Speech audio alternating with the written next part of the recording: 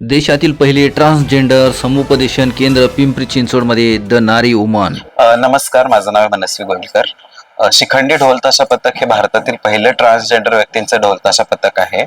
आणि ह्याची कल्पना ती सुरुवातीपासून अशी होती की आपल्याला समाजामध्ये आपलं अस्तित्व निर्माण करायचं आणि समाजामध्येही आम्हाला समानतेची वागणूक मिळावी, म्हणून आपण ढोल ताशा पथक निवडला. कारण ही आपल्या पुण्याची आणि महाराष्ट्राची संस्कृती आहे आणि एखादी संस्कृती घेऊन आपण जेव्हा रस्त्यावरती उतरतो तेव्हा एक्सेप्टन्स लवकर मिळतो, म्हणून आपण ढोल ताशा पथकाची सुरुवात केली होती. किती सभासद तुमच्या आता सुरुवात कशी झाली? सुरुवात झाली तेव्हा आपले 25 ते 30 सभासद होते पहिल्या वर्षी. दुसऱ्या वर्षी थोडा आकडा वाढला, 40 झाले आणि आता हे तिसरं वर्ष आहे. तर या वर्षी 50 रजिस्ट्रेशन आता ऑलरेडी झालेले आहेत. 2 दिवसानंतर आपलं वाद्यपूजन आहे आणि आपण त्याची शुभारंभ करणार आहोत. तुमचा सराव कुठे झाला? आपला सराव विश्रांतवाडी येथे असतो आणि विश्रांतवाडीमध्येच आपण पथक चालवतो. गायिका यांनी यांच्या समाजातील प्रत्येक समाजातील जे गायन केलं त्यांनी प्रथम केलं.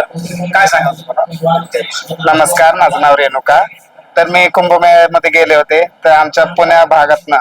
तर मी पहिले आम्ही कुंभमेळ्यात गेलो, आम्ही माझे गुरु आणि मी त्यांच्या सोबत गेलेले आहे. तर काय पहिल्यापासून जे आमची लोक परंपरा आहे, जुक्ती परंपरा आहे, ते जपण्याचा आम्ही प्रयत्न करतोय आणि तेच आजपर्यंत ते पुढे जपणार. तुम्ही तुमच्या समाजातल्या पहिल्या शिक्षक आहात, काय सांगाल? तुम्ही मला बोललात आमच्या गुरुंनी सांगितलं, काय सांगाल? लहानपणापासून माझी इच्छा होती शिक्षिका व्हायची. तेव्हापासून माझ्या मनामध्ये एक फिक्स होतं की मी जेंडरनी काही असू दे, मला शिक्षक व्हायचं आहे, फायनल होतं आणि मी ते केलं. आज मी सक्सेस झालीये. मला फक्त एवढंच म्हणायचं आहे की जशी मी शिकून मोठी झाली आहे तशा माझ्या सगळ्या बहिणींनी, जेवढ्या ट्रान्सजेंडर महिला आहेत, बहिणी आहेत, माझ्या सगळ्यांनी मिळून आपण फक्त एकच करायचं आहे, शिक्षण पूर्ण करायचं आहे. आपल्याला कोणतंही संकट आलं तरी चालेल, पण शिक्षणासाठी आपण मागं फिरायचं नाहीये. पहिलं शिक्षण पूर्ण करायचं आहे, म्हणजे आपल्याला कोणाच्याही समोर हात पसरायची गरज लागणार नाहीये. कोणत्याही माणसाला आपला अधिकार मागायची गरज लागणार. आपल्याला सगळे अधिकार भेटणार आहेत, पण आपल्याकडे शिक्षण असणं खूप महत्वाचं आहे, खूप गरजेचं आहे. शिक्षण हे असं शस्त्र आहे की आपण आपल्या आयुष्यातली प्रत्येक लढाई त्याच्यामुळे लढू शकतो. प्रेरणा कशी शिक्षिका व्हावं? शिक्षिका व्हायची ही प्रेरणा मला खरं तर माझ्या वडिलांपासून मिळाली होती.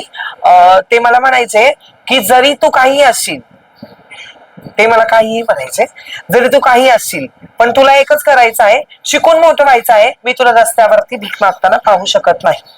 त्यांच्या डोक्यात एवढं होतं आणि मी ते पूर्ण केलं. तुमच्या गुरुंचं योगदान? माझ्या गुरुंनी पण मला भरपूर सपोर्ट केला या सगळ्या गोष्टीमध्ये.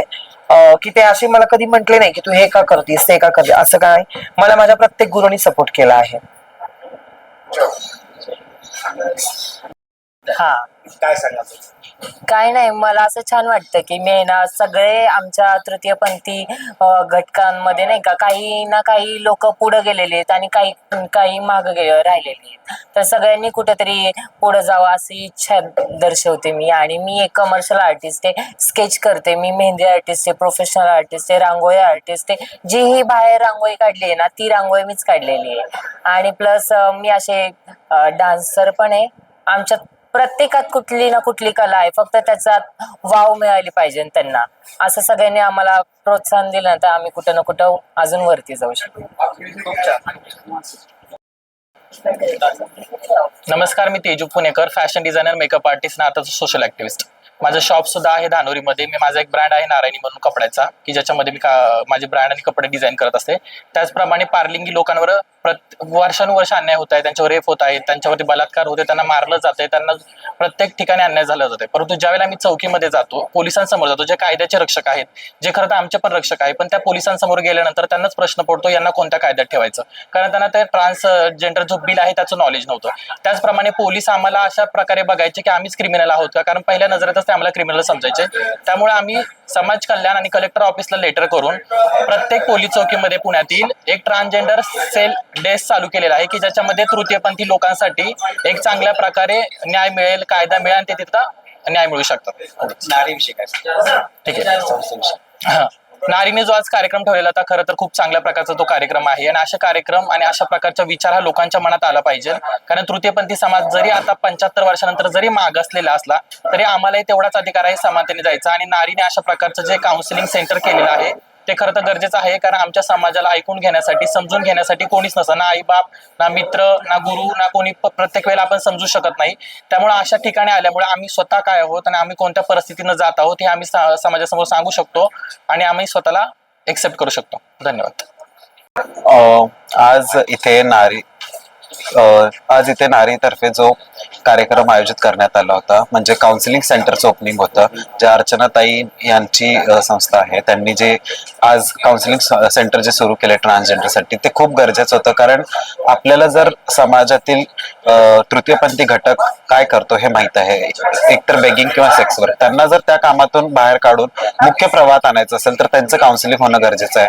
अनेक वेळेला असं होतं की आपण घर सोडून वेगळे राहतो किंवा घरचे आपल्याला काढून देतात, समाज एक्सेप्ट नाही करत. अशा वेळेला आपल्या समाजातील अनेक लोक डिप्रेशन मध्ये जातात, अनेक लोकांना एकटेपणा फील होतो. त्यावेळेला सुद्धा काउन्सिलिंगची गरज पडते. आणि हे काउन्सिलिंग जर कम्युनिटीमध्ये काम करणारी व्यक्ती असेल किंवा कम्युनिटीच्या लोकांनी जर केलं तर ते खूप छान प्रकारे होऊ शकतं आणि त्यांना त्या डिप्रेशन मधून बाहेर येण्यासाठी मदत होईल. आणि मला असं वाटतं की अनुभवी व्यक्ती आहेत आणि त्यांनी हे जे काउन्सिलिंग सेंटर चालू केलेलं आहे ते खूप छान आणि खूप योग्य आहे. परत by profession fashion designer, makeup artist, YouTube blogger, community influencer आणि शिखंडी ढोल ताशा पथक जे भारतातील पहिलं ट्रान्सजेंडरचं ढोल ताशा पथक आहे त्याची अध्यक्ष आहे. आणि शिखंडी ढोल ताशा पथक आपण सुरू केलं हे ह्याच विचाराने की समाजामध्ये आपलं अस्तित्व निर्माण करायचं आहे आणि एक्सेप्टन्स आपल्याला समाजाकडून मिळावा. कारण कोणतीही परंपरा किंवा एखादं ट्रेडिशन घेऊन आपण जेव्हा समाजामध्ये उतरतो तेव्हा लोक एक्सेप्ट लवकर करतात. आणि ढोल ताशा पथक हे आपले पुण्याची परंपरा आहे आणि महाराष्ट्राची संस्कृती आहे. तर त्या विचाराने आपण 2 वर्षापूर्वी सुरू केलं होतं. हे 3रं वर्ष आहे. आणि पुण्यामध्ये मी काम करत असते पण मी मॅडमांचं नाव ऐकलं होतं खूप वेळा आणि आज पहिल्यांदा मला चान्स मिळाला त्यांना भेटायचा. कारण लग्नाच्या वेळेला जेव्हा ट्रान्सजेंडर्सचं लग्न हा समारंभ त्यांनी ठेवला होता, मला इन्व्हिटेशन आलं होतं पण मी तेव्हा पुण्यात नव्हते, त्यामुळे मी येऊ शकले नाही. पण आज या कार्यक्रमाच्या निमित्ताने मला त्यांची भेट झाली आणि हे काउन्सिलिंग सेंटर सुरू होणं गरजेचं होतं. कारण आज जो समाज रस्त्यावरती बेगिंग करतोय, सेक्स वर्क करतोय, त्यांना त्यातून बाहेर काढून त्यांना कुठेतरी मुख्य प्रवाहात आणण्यासाठी त्यांची काउन्सिलिंग करणं हे सगळ्यात महत्त्वाचं आहे. आणि विदाऊट काउन्सिलिंग आपण एखाद्या व्यक्तीला जर एखाद्या जॉबला जर उभा केला तर तो तिथे काम नाही करू शकणार किंवा त्या सराउंडिंग मध्ये लवकर तो मिक्स नाही होणार.